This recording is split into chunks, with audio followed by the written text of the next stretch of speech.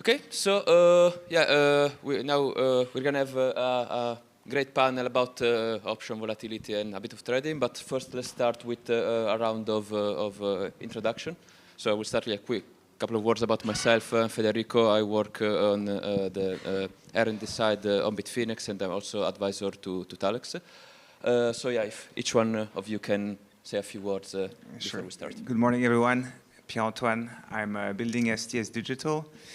We're an institutional options trading platform solely dedicated for crypto. We act as principal and make markets on options on close to 500 coins, so very active on Bitcoin options, but also a very long tail of different coins. So working with a cross-section of foundations, individuals, investors, hedge funds, and also distribution platforms that use option in the crypto context. Very nice to be here, and thank you for inviting me. Is this thing on? All right, great. My name is Faiz. I'm a founder and managing partner at Harmonic. Harmonic is a bifurcated financial services and financial technology company. We're all traders at heart, lovers of derivatives. You know, a lot of my background and my partner's background is on the floor trading in the CME, NYMEX, and whatnot. And in crypto in particular, we've only been going for almost close to 2 years now, but you know, we've been slowly building our market share in the derivative space, in particular futures, and doing some options. We also work with treasury firms, kind of helping them use derivatives for their particular use cases, whether that's getting access to capital or expressing directional views. And also just kind of building technology at the same time. You know, our core belief is that education is very key to this space, whether you're institution, retail pro. And yeah, I'm very happy to be here. Thank you for inviting me, and looking forward to a very productive discussion. Thank you. Hi everyone, I am Gabriele, I'm the CEO of Hercle. Hercle is an infrastructure provider when it comes to liquidity and banking services for crypto brokerages, firm, market makers, retail brokers, FX, remittances, businesses, PSPs. We do trade mostly stablecoins and majors, especially Bitcoin, and I'm really excited to be here in this panel.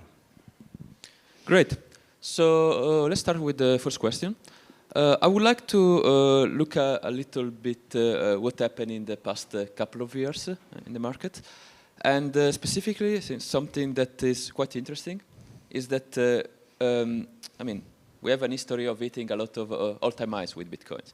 But usually when we were hitting all-time highs, volatility was quite high. As recently as last year, like when we hit like 73K in 2024, volatility was over 70 or maybe even touch 80 implied volatility. But now in 2025, we've been hitting a few times the all-time high and sometime with volatility below 40. So what do you think changed in the market to cause this phenomenon? So you want to start? Yeah, no, I think there's two different phenomena that are playing. So I think on the one hand, you see definitely that realized volatility on Bitcoin has reduced, and that's a function probably of the sheer absolute total market cap, if you want, of the Bitcoin in itself. You know, it's when it was a few billion assets, it could double, triple, but when it's a multi-trillion-dollar asset, doubling would mean a huge amount of new value created. And so I think that naturally caps the volatility of the actual asset, the realized volatility. And then on the option side, on the implied volatility, which is synonymous with the price of the options that you can trade in the market, what you're just seeing is a huge flow of very motivated option sellers who are effectively just trying to generate yields, on their Bitcoin, or in some case, purely playing the compression of volatility, which tends to happen in maturing markets. So on that side of things, the generating on Bitcoin is a massive theme. This has been discussed for the last few days very intensely, and so you just see these flows of people trying to just get a little bit of pickup on their Bitcoin and hope that they're not going to get exercise on the calls that they're selling. And so this is just a floodgate, and so it means that the implied volatility has compressed massively, and so today, when people ask me, so how should we go on about doing this call overwritings? I'm like, it's harder and harder to do it sort of very systematically and blindly. You have to wait for events, a bit like what we had Friday 2 weeks ago, to then very tactically come into the market and just sell at the peak, right? But I think these are the two things that I see are the major factors. Yeah, I mean, I'll jump in there quickly. I think it's I mean, Pierre mentioned some very good points. I also think the liquidity in the market has improved, especially in the underlying, let's just say Bitcoin, whereby, a higher price has meant, more institutional involvement. And in general, you just don't get that much movement in the underlying because the liquidity is just so much better for market makers, from just more number of market participants, right? So as Hendrik said, you don't get, as many of those volcanoes, but when you do, you're able to see, implied volatility again, then spike. I also think industrial or institutional hedging flows are playing a large part in this. As Hendrik was talking about the put-call skew, it's not very common to see an equity-like put-call skew in Bitcoin as we have in the last few months, whereby puts have just been so much more expensive than calls. Some very interesting risk reversal plays if that's what you're into. But, you can kind of dissect that and look at why that is the case, right? I mean, with the emergence of all these treasury firms, some of whom are actually backed by debt as opposed to equity, right? There's a lot of pain on the downside, right? There's a lot of pain. There's margin calls. So what we see when we're talking to clients and what we see across the market in general is a lot of them are just, long puts to the downside, right? So you kind of see the market has evolved a little bit more in the case of, and we'll get to retail later, but it's being used for a lot more industrial and institutional hedging, right? Whether it's to hedge downside or a lot of people are selling calls to the upside to just generate some extra yield on the Bitcoin they may be holding. I think that trade has been very popular, right? As far as crypto options go. So I think that has definitely led to a compression of volatility. Do I think that'll remain the case forever? No. I think long convexity is a very interesting trade. And especially as it gets cheaper and cheaper to be long options, I think you're going to find a lot more interesting plays that can be made in the market.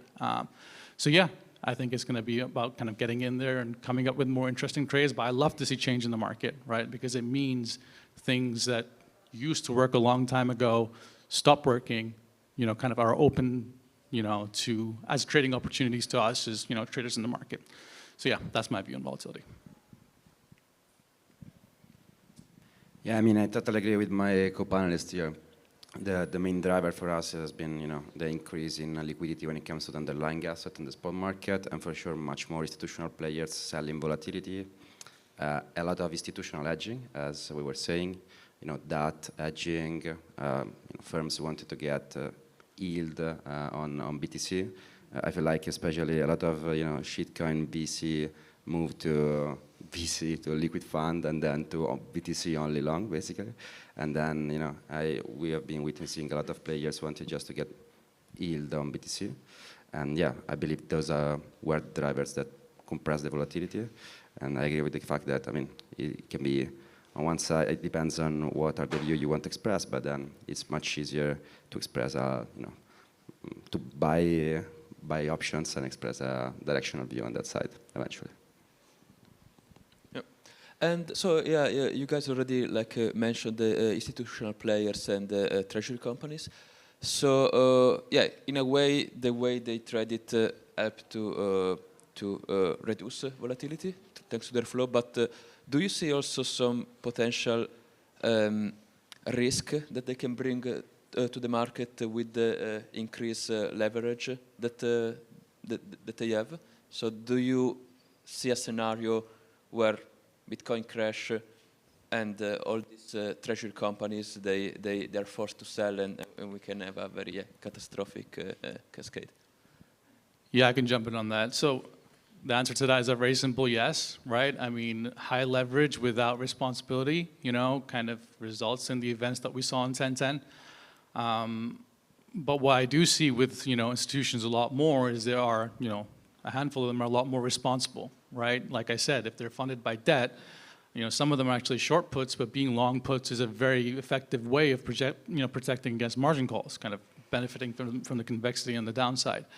Now, is it a risk the more and more leverage that you add to the fire? Absolutely, right? But I think us as options traders and advisors on derivatives all we can do is kind of educate them on how they can protect against the downside, right? And that's why options are so great, right? You can't short a perpetual to, you know, protect against a margin call that's 20 grand below, right? And that's how puts are just absolutely brilliant for that, right?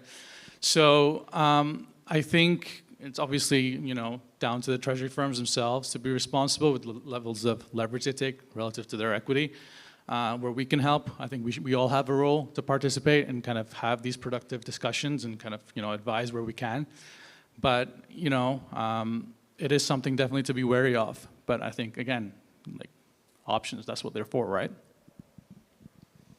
Okay, I don't know if you guys want to add something. Otherwise, I think it depends a lot on how the agreements underlying the purchase of the you know, the coins are structured. I think some of the big actors that have been doing DATs for a while tend to have well-structured agreements, and but some of the more recent entrants, I think, have used, you know, some funky structures, and ultimately I think also the devil is very much in the detail as to what happens if the market tanks, and how these loans to be repaid, right? Yeah. Can you actually convert them into equity, or do you have to repay with cash, and so on and so forth? So I think this is what you need to look at.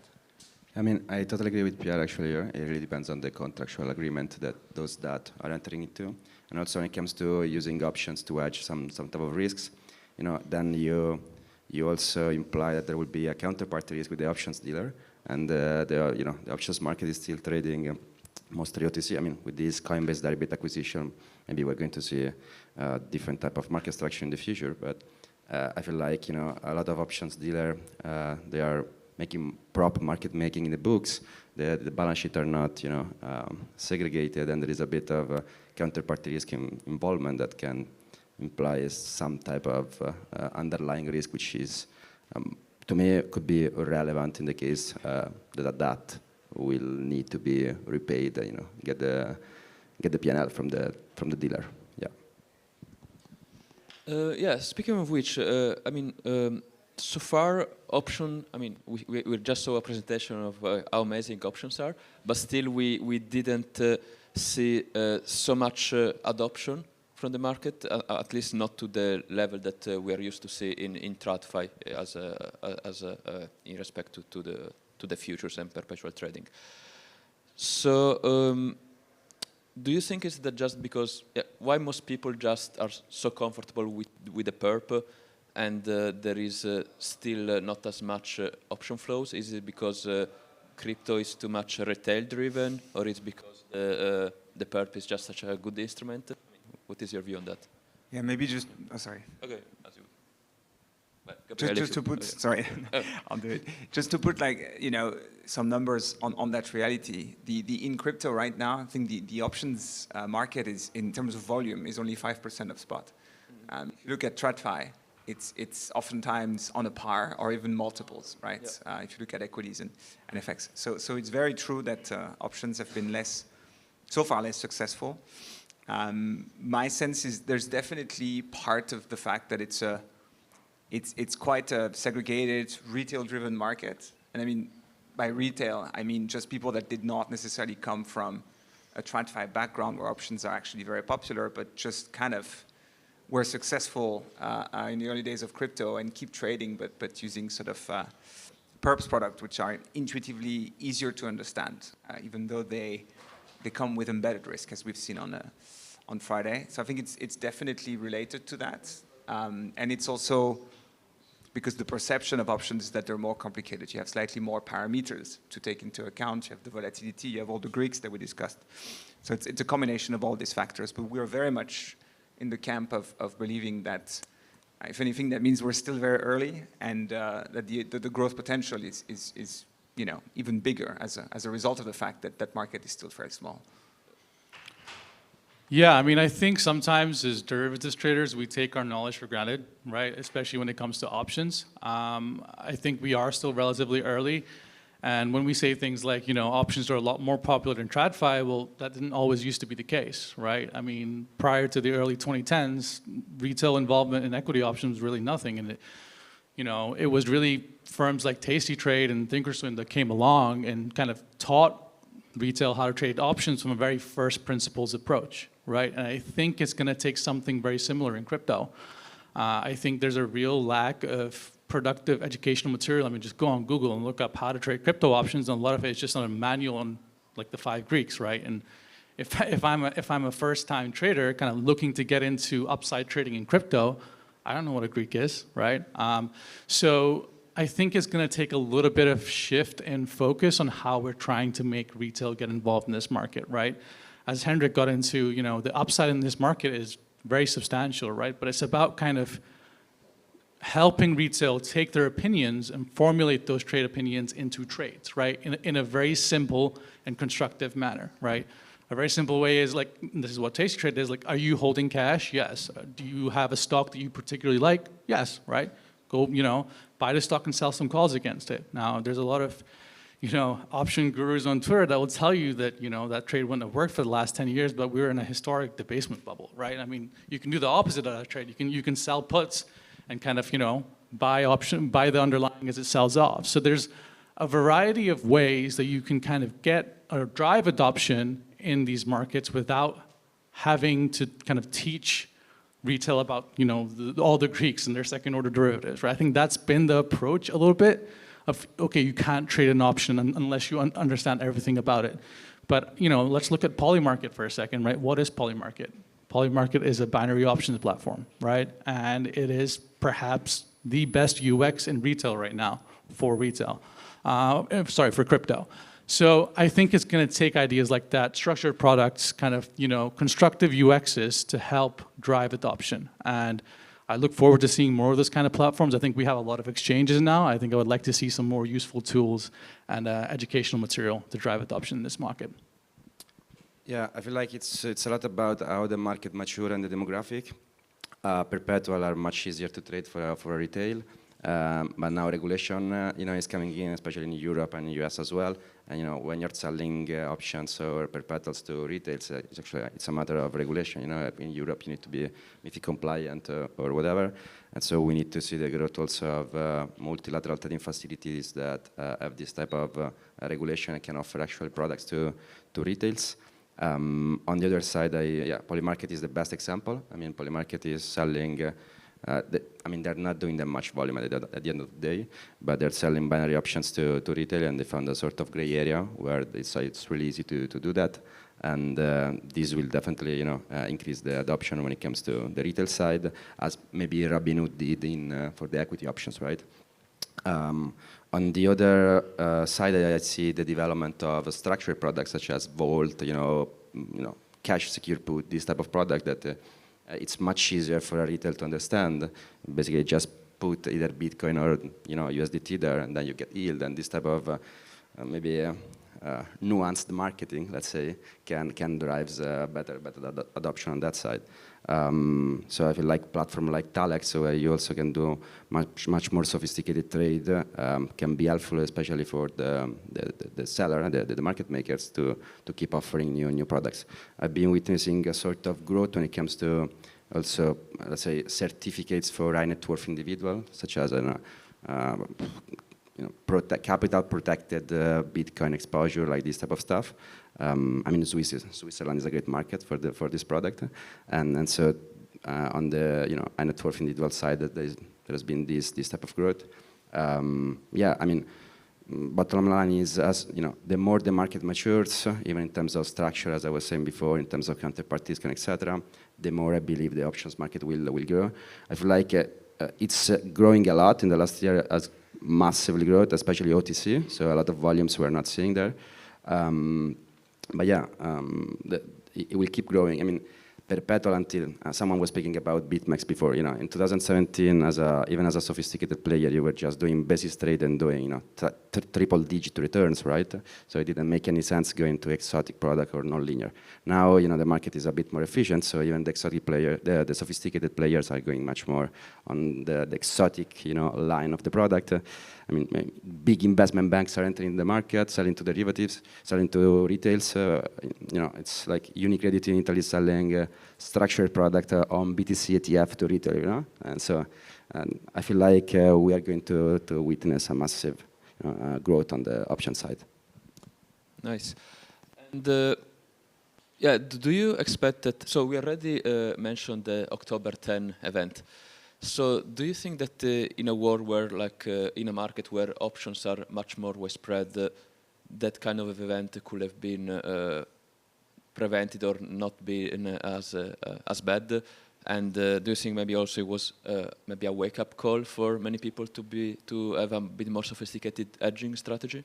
I'm not sure about that. I feel like that event was mainly on the altcoin side, and on that side there is someone is doing optional altcoins actually as a STS maybe, but I'm not sure it could have been prevented, especially because it was more mechanic in the sense that exchanges with their market protection mechanism or ADL and etc.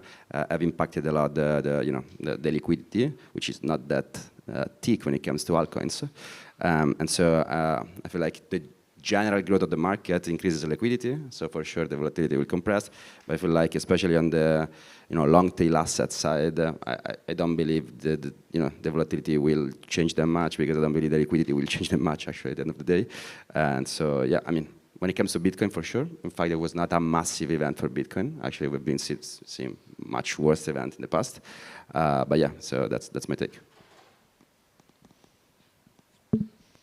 Yeah, I think definitely people got a wake-up call on that day. I think and this is something we've been saying actually to our clients for a while. It's don't forget when you're entering into any perps, whether you're short or long, that you're implicitly taking a short volatility view on the market, and so you're basically short crash risk, which or like huge rally risk, right? But in any case, you're short a very, very high, sort of very specific short volatility move.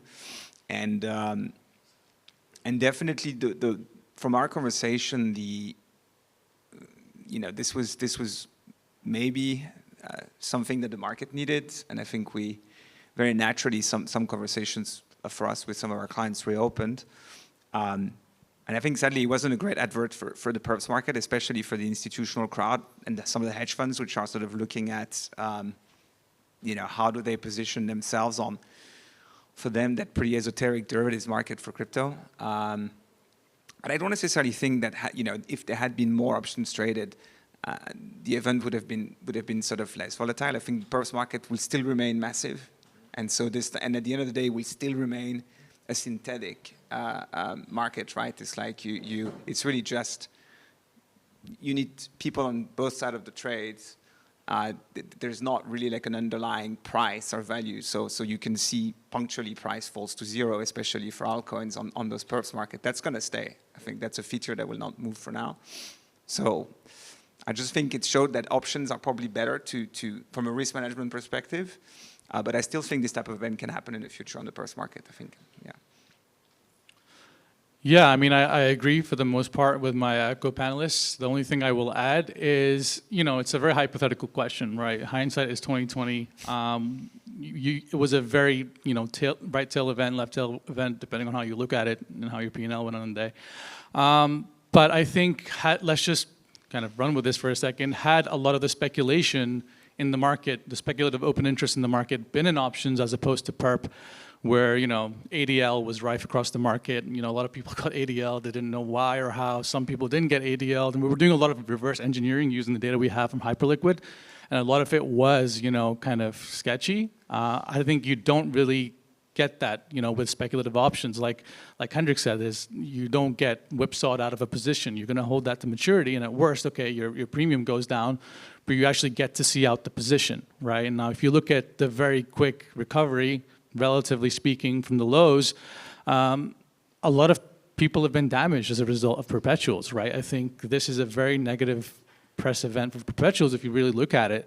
So I think moving forward, this is a prime opportunity to kind of introduce people to options and kind of let them protect themselves, and then moving forward now.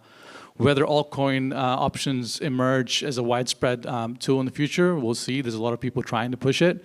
But as a speculative tool in general, I think, I would say, like, if you were to replace a lot of the speculative open interest, and if you want to kind of play with the idea of replace it all with options open interest, things would have been different for sure, right? You wouldn't have these dodgy ADLs. You wouldn't have a lot of these things that happened that people kind of got burned by. A lot of it was retail.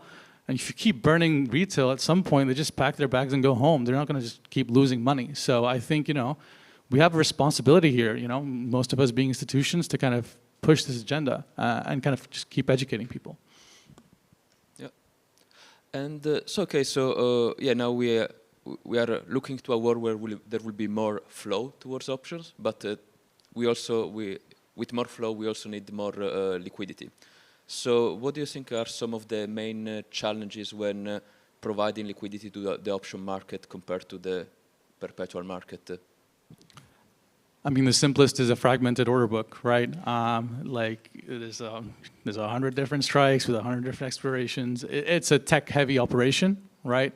Whereas for a perp, and this is why it was just so easy for new players coming into this space, you write a Python script, you can in the early days, very comfortably make markets in a perpetual. So I think it's a tech-heavy lift. I think that's why also the RFQ market does very well in options, because it's very customized and people can act on a view, even in the absence of formed order books for what they want to trade. But I think a lot of people are doing good work in this space as far as technology goes in options and making markets. But I think this is very much a work in progress, right? I think in order to have lit books all the time, we're always working with Thalex and kind of seeing where we can help there. It's going to need people taking this market seriously. And once they kind of realize that, the edges, which have been greatly eroded in perpetual market making because it's just so competitive, right? If we can kind of drive taker flow more so into options, which is what it's going to take. I mean, if you have lit books all day and there's no educated flow or any flow coming in, people are not going to want to make those markets. So we have to kind of create a synergy of, real adoption. And then also, when there's real adoption, there's real flow, you're going to find the market makers are going to start, putting up books and taking advantage of that flow. And you'll then kind of, get a real market. Yeah, when it comes to real adoption, I see, industrial use cases growing when it comes to miners, hedging, that hedging, even cross-border payment flow, the needs to hedge, participating forward this type of product, especially if BTC is going to be used as a global settlement asset, as I personally believe. On the other side, when it comes to challenges, I feel like collateral management and counterparty risk, I'm gonna double down on that again, but I feel like it's really key, which actually is a derivative of fragmented order books at the end. But yeah, we were saying that dodgy things happened last week when it comes to ADL in Hyperliquid or Binance and etc. But that's much more a matter of the actor rather than the instrument. When 3AC blew up, Deribit, actually didn't margin call them, right, if I recall properly. So there wasn't actually a problem. So it's much more about collateral management. How can you settle with exchanges? Counterparty risk and etc. And I believe even structured players such as actually they are entering the big Chicago firms, the big HFT firms, so then they can easily bear that tech heavy lift.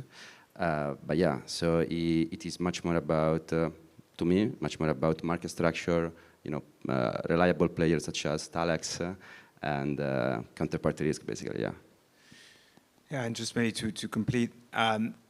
When you think about what a liquidity provider has to do on the option space, with the central limit order book model, I think it's important to realize that you have a range of coins, you have puts and calls, you have the maturities, you have a huge amount of strikes, and then you have different venues that are offering central limit order books. So it's a 5-dimensional matrix, if you think about it, of order books that need to be tradable and for which the liquidity provider is ultimately on the hook. If a few of them are not really adjusting to a particular move in the market, you have an army of very smart, lazy hedge fund that will just hit you and you will lose money, right? And so the central limit order book in options, in our view, as a liquidity provider for options, has reached or reaches its limit fairly quickly. There is a reason why, for instance, Deribit, for all its might, hasn't really managed to offer great liquidity to its client outside of BTC and ETH. Try to trade Solana options in size on Deribit, and you'll quickly hit those limits. And it's just the sheer amount of order books that need to be populated and sort of like watch over, you know, like fire, like milk on fire, right? You have to pay a lot of attention to that. So that's very difficult. And so from our perspective, and this is a view we've had for a while, and we've actually built our platform for this, for altcoins, you know, can be major altcoins, can be really long tail, but for altcoins, we think the market is, RFQs are actually going to become more and more relevant. If you think about the FX market, that's actually how most of FX market options are traded. It's an RFQ model. You specify which pair, which strike and maturity, and then a syndicate of dealers is basically giving you quotes and size on which you can actually trade, right? So that sort of like solves that central limit order book issue for liquidity providers. And we think a combination of both, of, you know, CLOB for the majors, for BTC and ETH, and then RFQ for the more risky stuff is probably the way forward. So the last topic I would like to touch on is on the role of DeFi. So do you see it as like that it's going to keep growing, or the intrinsic limitation on its efficiency that it can provide, or like the risk of regulatory capture in the future, it kind of like limit the growth that we can see in the DeFi markets? Yeah, I mean, I think we've gone from one extreme to another a little bit, whereby it was hard to do anything in DeFi. And I'm sure a lot of early players are very annoyed because they were basically hunted down by Gary Gensler and put out of business. You know, with exchanges like Hyperliquid and, you know, Paradox and whatever kind of coming up right now, it is a bit of a KYC arbitrage. I'm a huge fan of DeFi and decentralization in general, but I think, you know, it might get to a point where we're trying to do too much too quickly, right? And if you look at every single bad event we've had in crypto, it's because people are trying to do too much too quickly, right? Hyperliquid yesterday launched equity perps, right?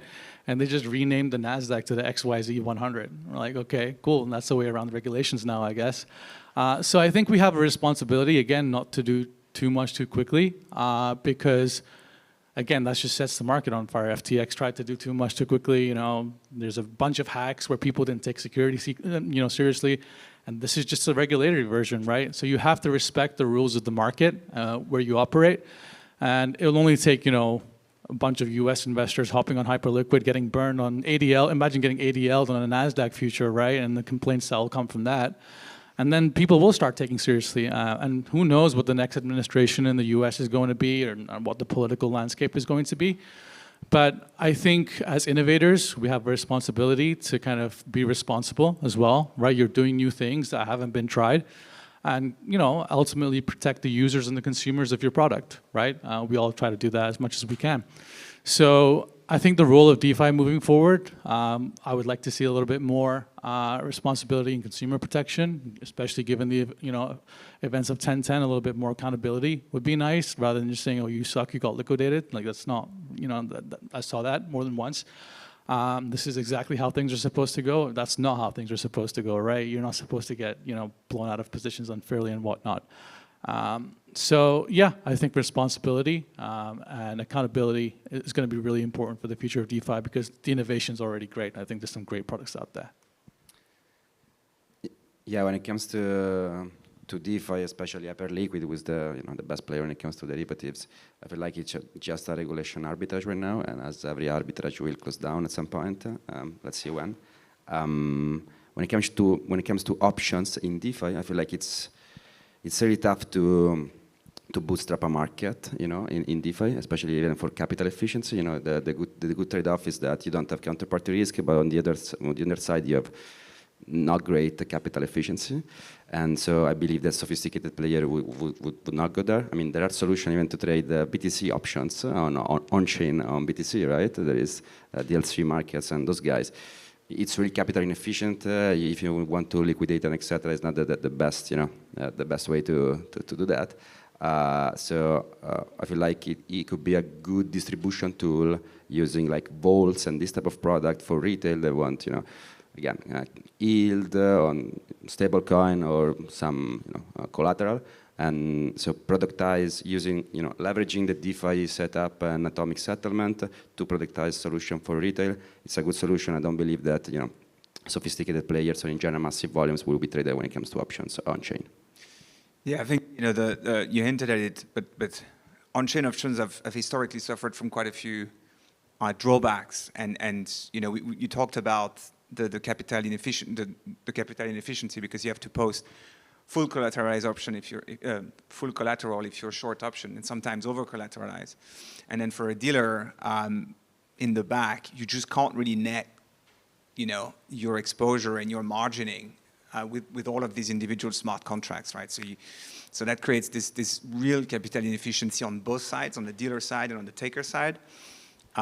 These are still very real issues. And then you also have these issues around how do you price an option, right? Like, can an oracle, or do we have oracles that are actually able to feed live the volatility surfaces for long tail assets? No, like not yet. I mean, that's something that can be solved. I think it's just that it's so early that we don't have, there hasn't been this kind of coordination within the whole options ecosystem that oracles are able to do that just yet. So you see that sort of those structural issues within the DeFi market for options, which remain to be solved. So that being said, there's been examples of protocols that use, let's say, an on-chain UX, right? So it's permissionless. You can access it, you access it like you would access any other DeFi protocols. You get access to vaults, you can generate yield for yourself. And in the back end, the hedging and the providing of the actual yields or the convexity, if you just want to go long, are sort of like settled, on a sort of off-chain kind of basis. So I call it like a hybrid model. So you get the benefits, of DeFi for the permissionless nature. But there's still a big element of CeFi in the back that is not always obvious for the users. Yeah, just to touch on this point, I totally agree with Pierre. You say DeFi distribution because it's a regulatory arbitrage. By the end, the protocol is hedging with a centralized market maker. And so at the end of the day, it's just a reg arbitrage to me. Okay, great. So I would like to give the opportunity to the audience to ask a few questions. So, yeah.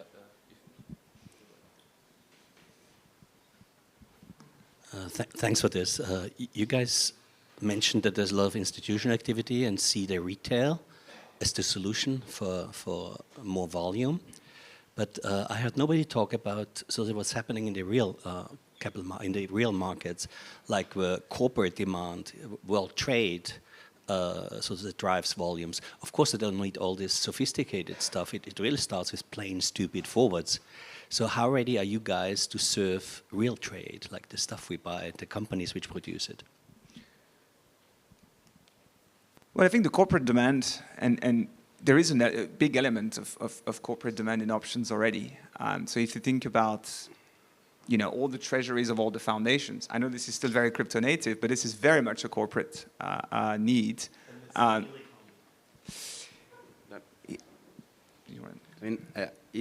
Are miners considered corporate? No.